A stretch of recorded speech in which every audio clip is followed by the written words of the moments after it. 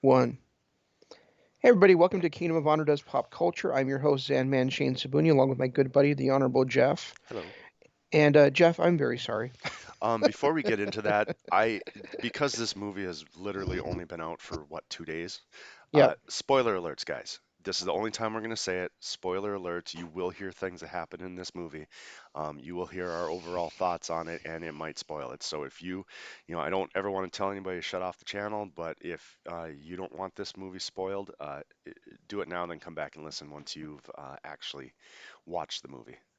And the movie is Wonder Woman 1984. So, for those of you who don't know, HBO Max is the new streaming home for Warner Brothers Media, and they have made the decision, starting with Wonder Woman 1984, which came out Christmas Day in theaters, that for this movie and all of their 17 releases in 2021, they will be available on HBO Max same day as being in the theaters for 30 days. And then they'll follow the traditional Blu-ray DVD route, and then eventually come back home to the mothership HBO Max, I after love like that. 90 days or something like that. So, Absolutely love that. That is amazing. I remember. I mean, remember when we talked about they released was it the live version of Moana? Was it Moana? I don't Milan. Mulan, yeah. And I told you then that I hope that streaming services do that, especially the people like Warner Brothers and Marvel and stuff. Now that they've got their own streaming services to actually go that route. And even if it's like 30 days to see it at home, Hmm. if it's a movie I really want to watch, I'll watch it within that first 30 days. Right. And it'll keep me as a subscriber to HBO Max. It'll keep me as it'll be a nice little change of pace because I don't have to go to the theater and spend a shit ton of money. I love the fact that they've decided that they're going to do that, and I hope that it proves successful and they continue to do it going forward.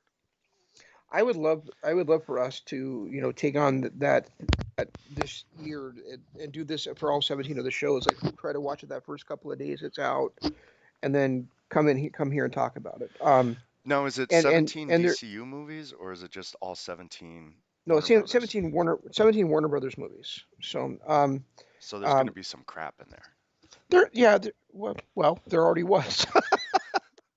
I don't know. I mean, but it but wasn't as bad, but but I've been a little but I mean, softer. there's also stuff coming up like Godzilla versus Kong and Dune. The very first Dune movie was terrible and was panned critically, and I hated it, and it was boring and dragged out. But Dune as a live as a novel series is one of the most critically acclaimed of all time, and has its share of fans. Although I've never read them, so I'm looking forward to seeing what somebody else does with Dune to see if it really is great. We've also got, and Well, and other ones that are coming up are The Conjuring, also um, The Suicide Squad, and Matrix 4 are in there too. So, there's quite a few. There's at least 5 or 6 out of those 17 that um, I'm looking forward to just on the face of them. are they ever going to release? First of all, I want to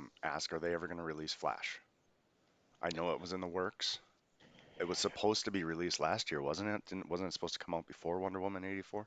It's been delayed so many times and had so many different writers and directors attached to it. I had this up just a little bit ago, so let me pull it right back up here. Well, while you're looking that Um, up, I just before I forget, I'm actually interested to see Dune in 2021, just because I think they can actually, even if it's a slower movie, they can pull it off better than they could in 1984 because of the special effects that are needed.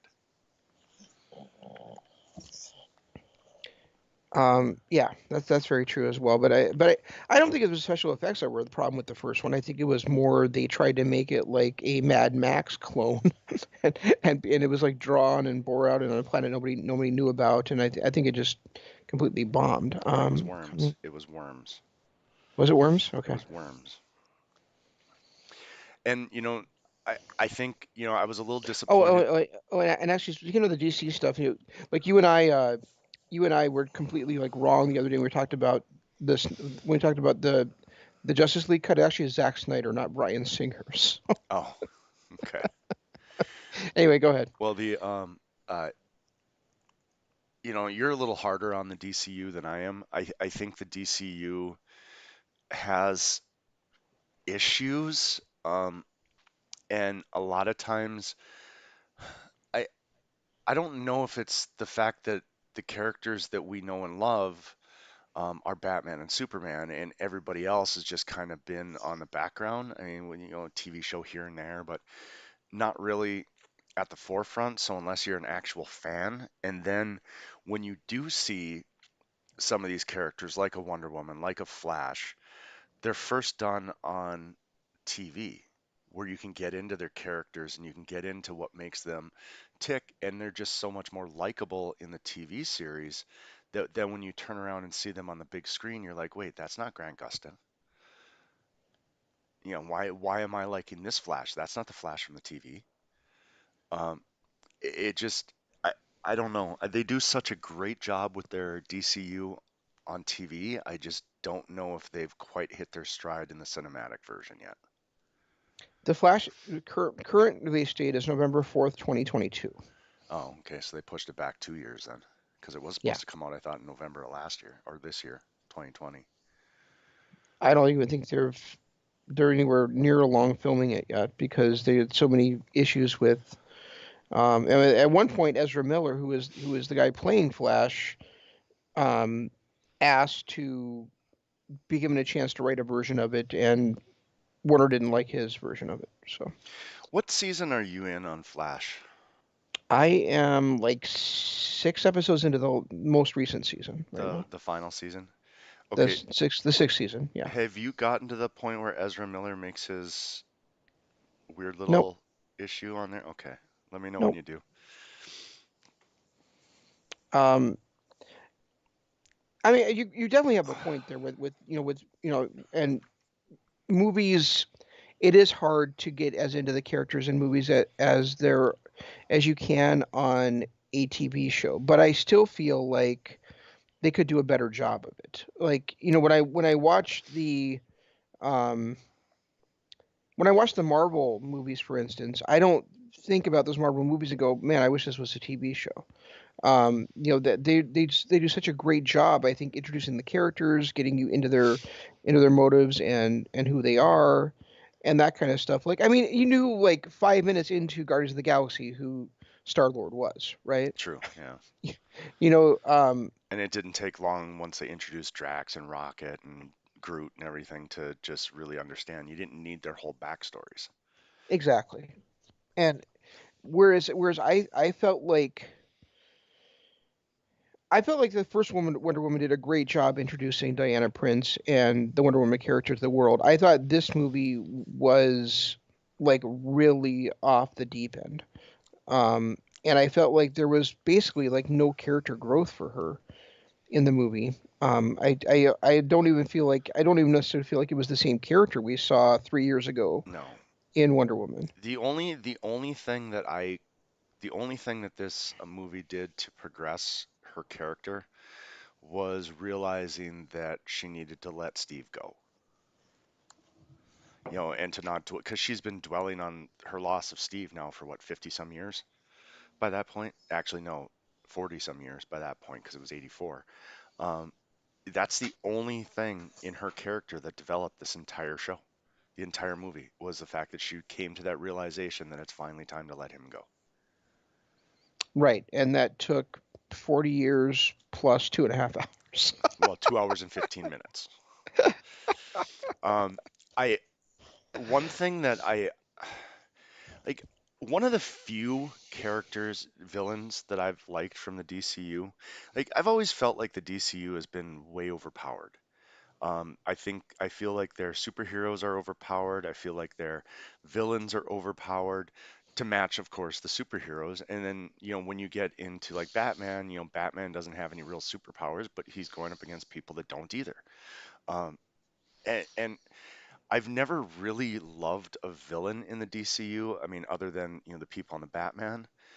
But Maxwell Lord has always been one of those from the comics that I've always loved. And I was so excited to see him on Supergirl. And then, of course, he had issues with moving to Canada, so they ended up cutting his character before we really got to see where that went.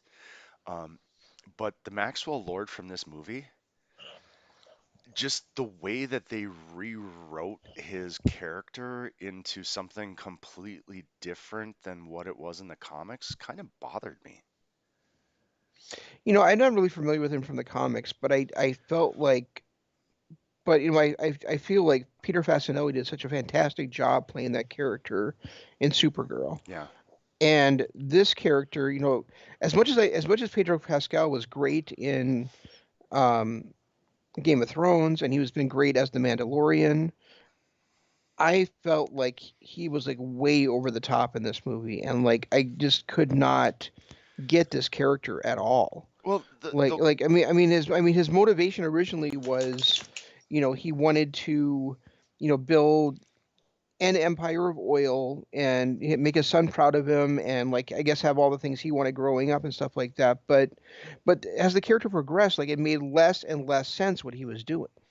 He would do these, like he would grant a wish and he would take something in return for granting the wish, but it was never really explained until like maybe 20 minutes to go in the movie, why he kept doing what he was doing.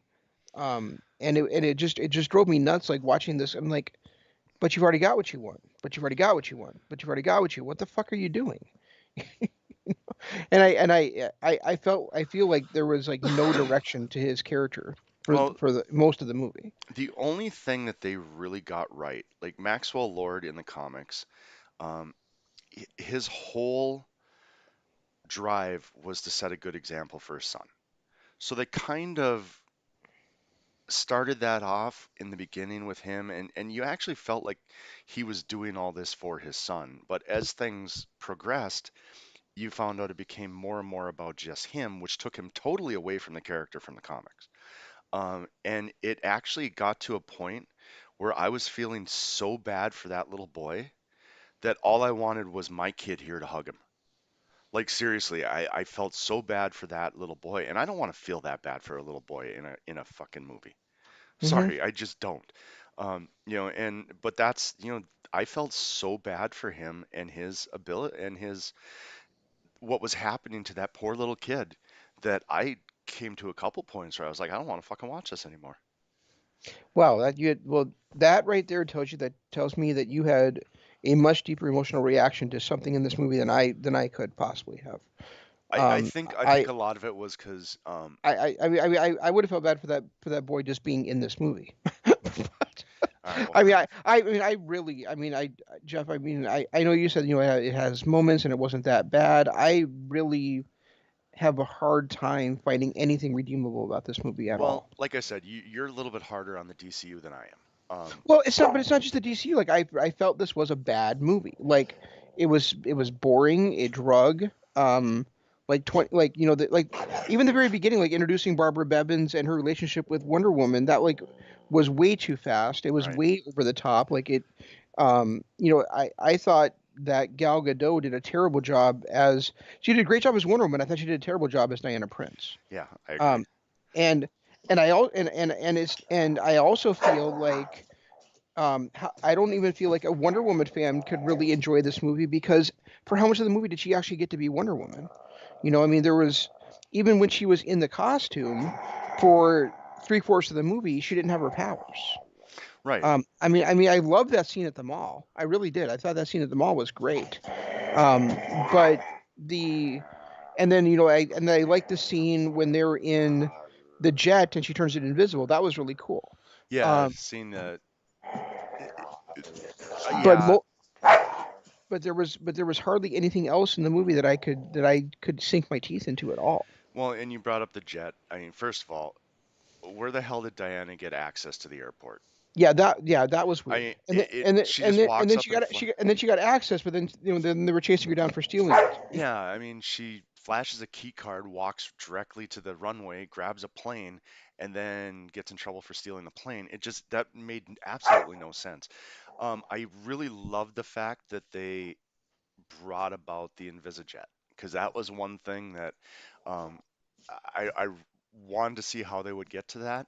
My only problem with that is after they invented the invisible jet, she never used it. She could fly on her own. What the hell was that?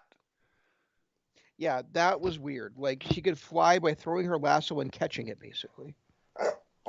I mean, it was just that whole part there was. It's like, why? First of all, why invent the invisible jet if you're just going to give her the power to fly? Secondly, why give her the power to fly in the first place? Um, Um, I think those scenes, um, I didn't love it either, Jeff, but I do think it makes more sense than you think it does. I thought that, she had talked about she was kind of still learning her powers, right? With that was a kind of the part of that scene with the jet where, she was trying to understand her magic. She was trying to figure out how her dad had turned the entire island invisible previously, Themyscira. right, Um, and then, but she had tried with a coffee cup before, and the jet was the first time she had tried with something like really huge, really big. Um, and then, so to me, what happened at the end was was a combination of her learning more about her powers, but also freeing herself from this mental block she'd had over these 40 years because of Steve Trevor, where she was actually like expanding her abilities and she was actually coming into her own and figuring out what she could do. Um, I don't like Wonder Woman being able to fly, no, but I do understand what happened at the end and how they were building towards that. If she can only fly by having the ability to throw her, um, it's almost like Thor in that sense, where like Thor's, depending on who's writing Thor, he flies by basically throwing the hammer like throwing himself with the hammer. right. So if she does have the limitation to her flight, then it's not as then she to me she doesn't become as overpowered as somebody like Superman is. But yeah, I mean I didn't like it a lot, but I did understand it, and I thought it was a nice like empowering moment for her. Yeah, I just, and like the Maxwell Lord story, getting back to that, he was just, a businessman.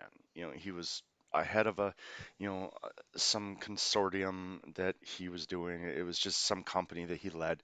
All he wanted to do was make his kid proud. He actually, the original Maxwell Lord from the comics is who started the Justice League. And it was because, some I think it was Megatron or something like that. It was some weird computer system convinced him to um, to create something to save the world, but ultimately it was just the computer trying, kind of like an Ultron from Marvel, Hmm. where the computers wanted to dominate the world and convince Maxwell Lord to establish the Justice League. So he put together a Justice League, and he was just a regular businessman, didn't have any powers at all until the Dominators invaded. That's when he became a metahuman, and his power was telekinesis. And he was so powerful as a telekinetic that eventually he was able to take over Superman, and convince Superman to do awful things. So Doesn't he also kind of like merge with Megatron at one point at one too? point, yeah, he does. Yeah, I thought Um, so. Okay. but it's like that character from the comics, and you could kind of see that that might have been the way they were going with the Maxwell Lord character in Supergirl, because he was a genius, he was brilliant, he was able to, head of his own company and so on. This Maxwell Lord was a loser from day one. He was not that he was the head of a company, but it was a bankrupt company. you Hmm. know, but it made somewhat sense because he was just trying to make his kid proud. But then to get his powers by making himself into a wish stone, it, it, it just made no sense. I mean, the Barbara Bevins character, you needed an origin story for her, so I kind of got it, and the Maxwell Lord, played into that. But how did giving her that rage and all that stuff transform her into a cheetah? I don't understand. No, and the CGI in those parts was so bad. It just, I did not understand that. It's like, okay, gave her all this rage and all this power and all this stuff, but why did she transform into a cheetah? I just didn't make sense to me. No, it didn't. You're talking about Maxwell Lord and his in the Dreamstone thing.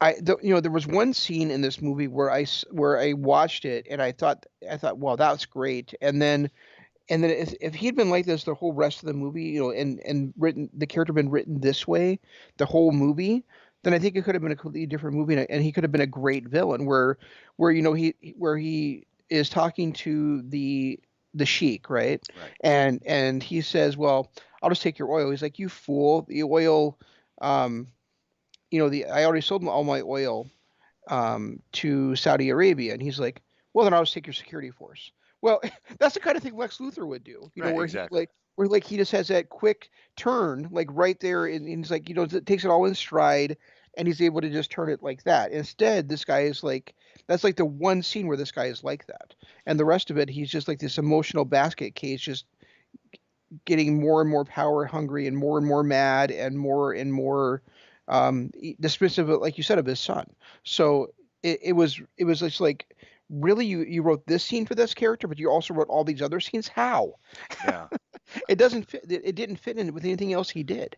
You know? Well, and then he like what did he get from the cab or the his driver for parting the seas? What was the wish that he got back? Because remember he said he just takes something in return, Yeah, which is, the wish stone was supposed to take their most prized possession, which I don't understand, or the dream stone, I mean, was supposed to take their most prized possession, which is why Wonder Woman started losing her powers, Barbara started losing her humanity, and so on. What was all these people's most prized possessions? Why was he able to just pick and choose what he wanted to take instead of whatever their most prized possessions were? yeah, that's a good question. And it's there's that bugged me. But I felt like the movie had some fun superhero parts. I felt like the fact that Diana was finally, although I kind of wish that Diana hadn't spent 40 years pining over an ex. Christopher Pine, see what I did there? Um, but I, it bothered me that it took her first of all, I never wanted to see a movie based in 1984. Not when we've seen Diana in two current movies, two modern movies. We had one of her back in the 40s and then now one of her in 84. Yeah, So that kind of bugged me to begin with. But secondly, why 40 plus years it took her to get over him? I just, that kind of timeline bugged me. But you're right, that opening scene with her in the mall, I wish there had been more of that. yeah, because that was fun. That was like, and it's that's what's so frustrating about this movie is there's these scenes where you see things like what this movie could have been, and then like they just it just there's so many things in here that just feel like they just like patch scene after scene after scene rather than like having a cohesive story going into it, Right. or even a cohesive thematic vision of the movie. There's so many, there's plenty of scenes that are just fun, and like I talked about on Thursday, where they have this, where those where they had this over the, not over the top, but larger than life feel to them. But there's some that are just, you just like feel like you're driving through muck watching it. And and that was, like that, for instance, like that scene um where she's battling the tanks and stuff, um and Steve throws her rope to her, and she catches it and she's swinging and then she loses it. Like that scene could have been great, but it wasn't done very well. That Like they don't linger on it enough for you to even get like a real sense of what's going on. Yeah, I got to bring that up too. There were three or four times where she lost her rope, and then the very next cut of her, it's hanging on her waist again. Like no explanation of how she got her rope back, nothing. Does her rope just magically come back to her waist when she drops it? It just doesn't make sense. Like the scene that it was the most. I do think she has mental mastery, but the way Thor does with Mjolnir. But I don't. But it would be nice to see her actually do that rather than just appearing there. Right, like the scene that it was the most noticeable was when she lost hold of the rope when her and Cheetah fell in the water. And then when she came out of the water holding Cheetah, the rope was on her waist again. Hmm. I mean, that was the most notable scene where that happened. But it happened in that scene where when she's rolling over with the kids, it's back on her waist again. Right. And it's just it's that never made sense to me. That was another one of those little moments where it was like, what? What? So she loses a rope and it just magically appears on her waist? I don't get it. I did like the fact that Linda Carter was in it, even briefly. Yeah. That was a nice little touch at the end. I actually noticed on HBO Max last night when I was looking for another movie that they've added the Linda Carter Wonder Woman on there now too. Yeah, I saw that. I was going through, first of all, I was going through HBO Max and just seeing all the movies that they have on there. Like they've got, um, they don't have the Christopher Nolan Batman, Hmm. which I find weird that that's the one. Was that a Fox one? Was I that? don't know. I'm not sure why they don't have it. I've got it on my Vudu though. If you ever want to watch it, I've got it on my Amazon, so I've got it. I just thought it was weird that that one wasn't on there. The other thing that I thought was weird is all the X-Men movies are on there. they are. Yeah, like the Dark Phoenix movie is on there. Last I saw, no, just Last Stand, Dark Phoenix, and then a couple of animated are on there. Okay. That confused me because you would have thought that would have been on the Disney Plus app, not on HBO. You know, it's weird what they're doing right now because some of these services they're like licensing things out even though they own them and have their own streaming service. I guess to generate more money doing that because a lot of and if you I don't know if you noticed on Disney Plus, but they've added a lot of the X Men movies on Disney Plus now, which I didn't think they were going to do. Yeah, I thought they You were know, waiting until after because they had. I mean, I understand why like Dark Phoenix is on HBO Max because that's a fairly newer movie. And you know that's how they make their licensing is by renting it out to the people that have Dish and cable that have HBO. That's how they get their, you know, that's how HBO has always made their money. no. I think you're confused, Jeff. Cable isn't in the X Men movies. He's in the Deadpool movies. Oh, yeah, okay. Um, but they now I lost my train of thought. But I know I'm didn't sorry. I had to do that when you mentioned cable. didn't we talk about that though with some of the like they the reason why a couple of movies weren't on the Disney Plus app when they first came out is because they're still under contract with Netflix for another year. Yeah, Like, and some of that's changed now, but yeah, like for instance, Jungle Book was on Netflix, and Maleficent was had another licensing agreement, and those have both been added now. I'm sure there's others that are still out there that haven't met that licensing agreement yet, but I think it's there's also like situations where it was like a 3 year window where they could come back to Disney Plus, but then they would go back to Netflix for a certain length of time as well. I really don't know how it's because licensing agreements are just weird, you know. yeah, yeah. Well, there's a lot of people smarter than we are that look that stuff up. So, Well, and like and on when we watch Dynamite, they'll advertise the Star Wars movies on TNT, and they're still all on Disney Plus, but TNT has the rights to air them as well.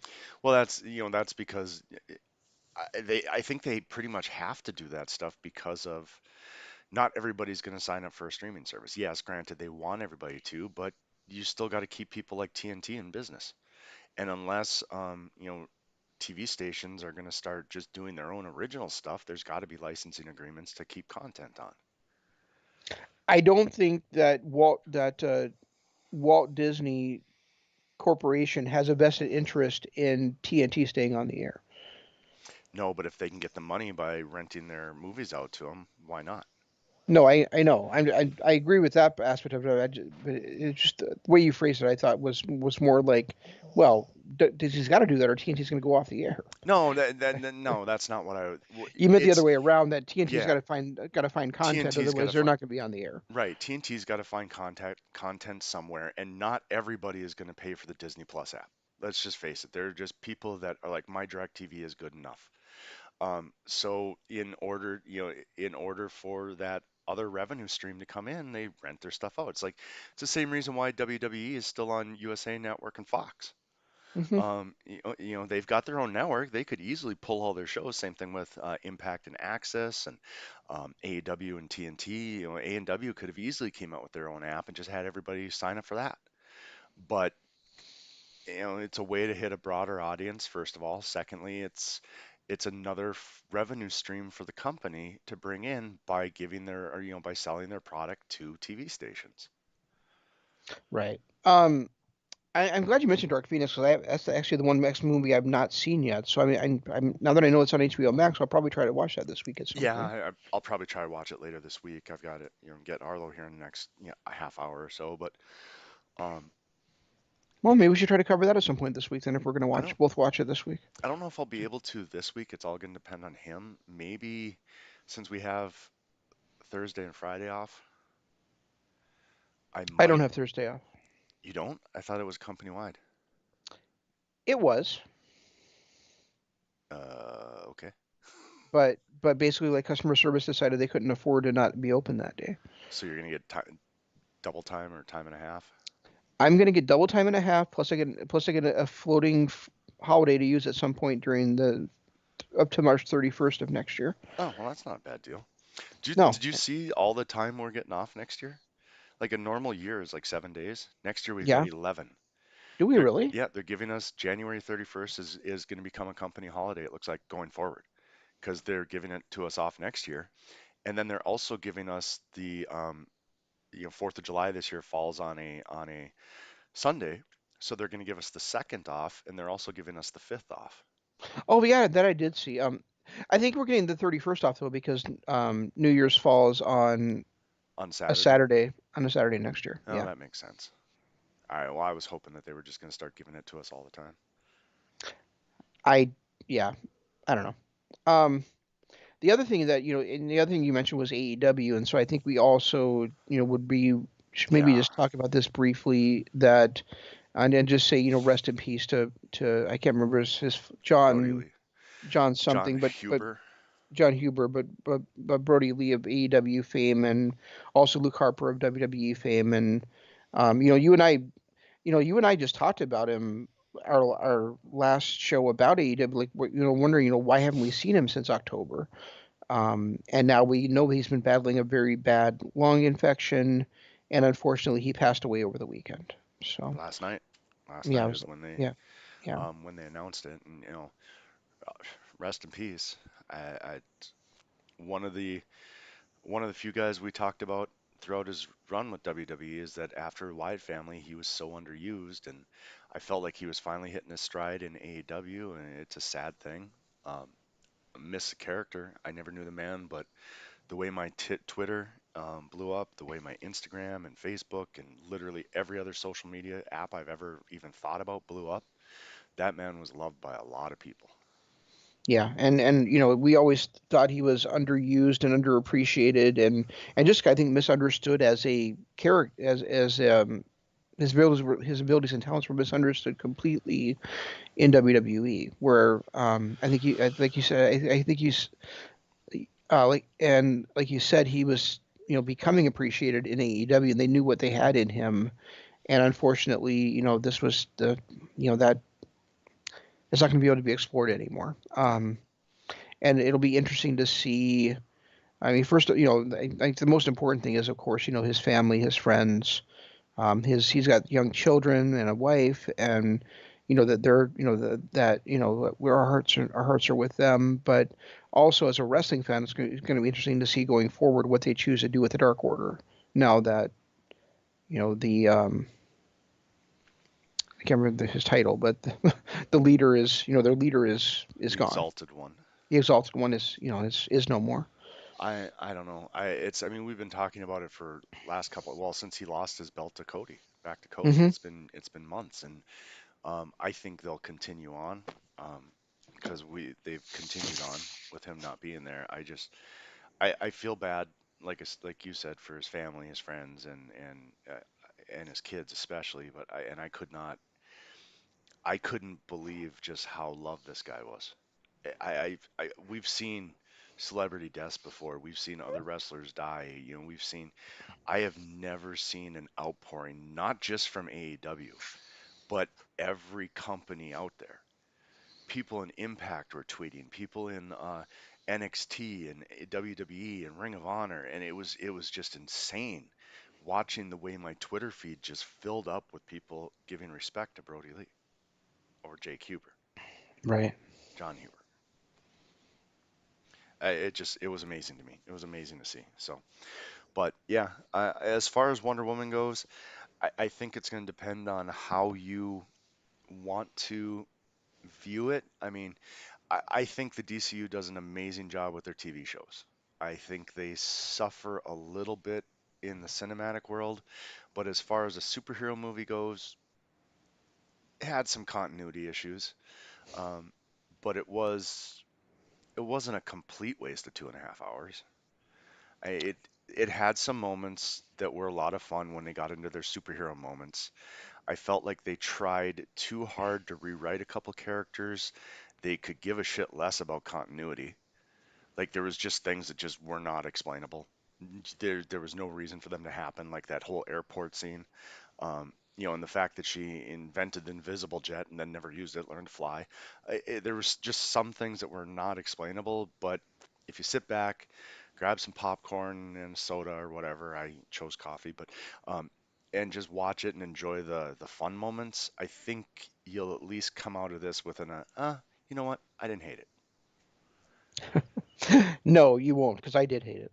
But I understand where you're coming from, Jeff. But I really feel like this was um, a boring dreck that it was a 2.5 hour waste of my time, and I feel like and furthermore, I feel like it contributes nothing to the overall continuity of the DC universe going I forward. agree. That I agree. Uh, I and, agree and with and that. and and that's the thing is like when you're building this shared universe, and you're creating a film where it feels like nothing's going to affect anything going forward. That really is the definition of a waste of time. And that's why I had issues with it being based in 1984 to begin with. I enjoyed the superhero parts when she was being the superhero. I enjoyed the transformation of Barbara Bevins until her little flip at the end when she just all of a sudden was Cheetah. Hated the Maxwell Lord character from start to finish. Nothing about that character I liked. I didn't like the way he evolved. I didn't like the way he started. I didn't like the way he treated his kid. There was nothing about that guy. He was truly, and it wasn't like you try to get the emotions when you're creating a villain of hatred towards him. It wasn't even that. It was like I could care less about the guy. I just wanted him off my screen. They call it what, X-Pac heat? they You know, they do.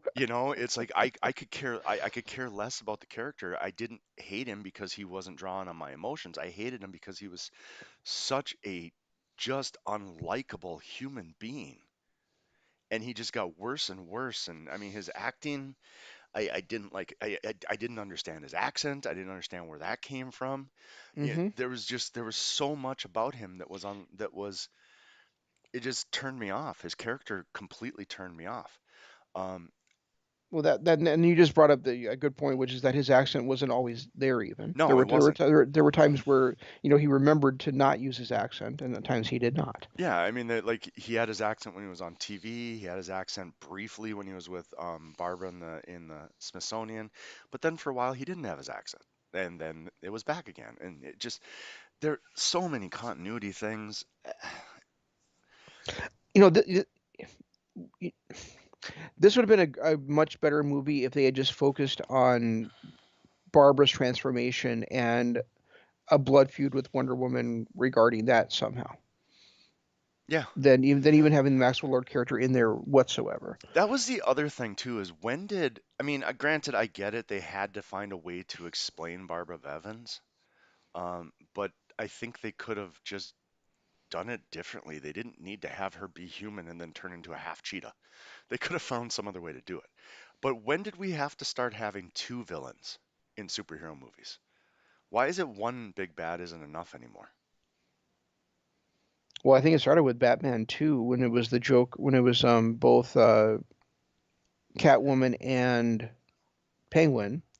But then they went away from it again. There for a long time there wasn't the multiple villains again. I mean, we did it again in Christopher Nolan, that second one, with the Joker and Two-Face, but then again we went back to just Bane.